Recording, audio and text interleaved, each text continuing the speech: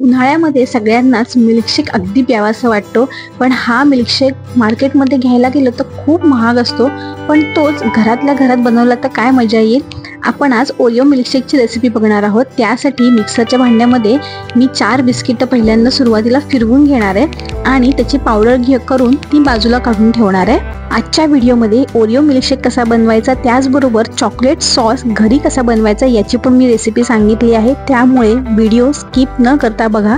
आता मी इथे ही बिस्किटची पावडर करून घेतली आहे आणि त्याच्यामध्ये जे बिस्किटचे तुकडे राहिलेले आहेत ते परत बाजूला करून घेतलेत आणि व्यवस्थित अशी पावडर आपल्याला मिळाली आहे।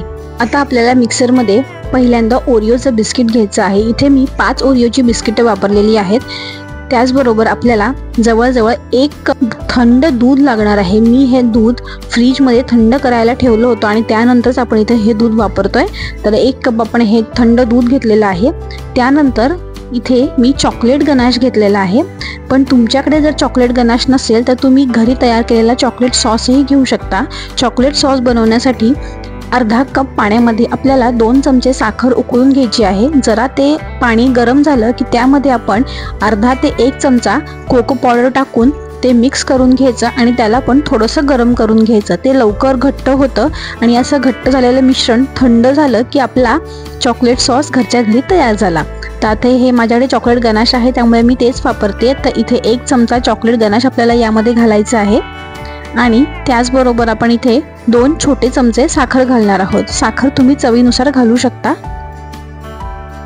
आता सगळं मिश्रण आपल्याला मिक्सरमधनं छान फिरवून घ्यायचं आहे, व्यवस्थित एकजीव झालं पाहिजे। मिल्कशेक म्हणा किंवा चॉकलेट मिल्कशेक म्हणा हे लहान मुलांचं अगदी फेवरेट असतं, तर तुम्ही पण नक्की ही रेसिपी करून बघा। व्हिडिओ आवडला तर 1 लाईक जरूर करा। आता इथे मी 2 ग्लास फ्रीजरमध्ये थोडेसे थंड व्हायला ठेवले होते, त्यावर हे चॉकलेट सिरप मी बाजूबाजूने घालून घेतेय।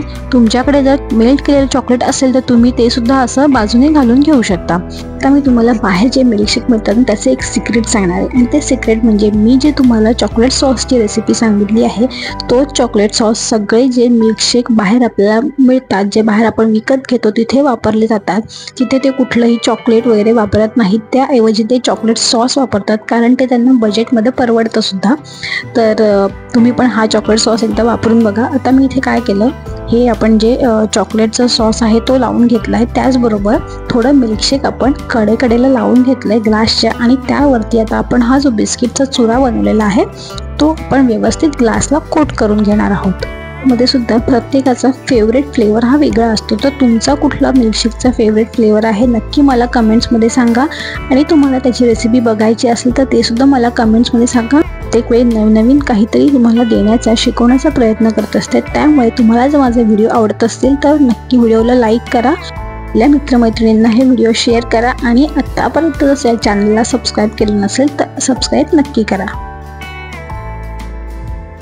तर इथे दोन्ही ग्लास मी व्यवस्थित रेडी करून घेतलेले आहेत आणि आता आपण जो मिल्कशेक बनवलेला आहे तो आपण ह्याच्यामध्ये ओतणार आहोत।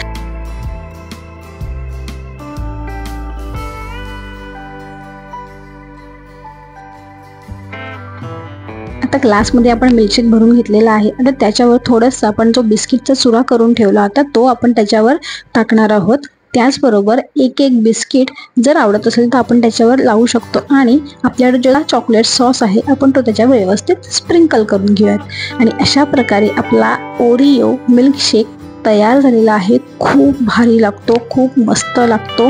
स्पेशली जर आपल्याकडे लहान मुलं असतील तर तुम्ही नक्की हा ओरिओ मिल्कशेक त्यांना एकदा बनवून द्या आणि बघा ते कधीच बाहेरचा मिल्कशेक मागणार नाहीत। कायम म्हणजे की घरीच बनव, घरीच खूप छान बनवते।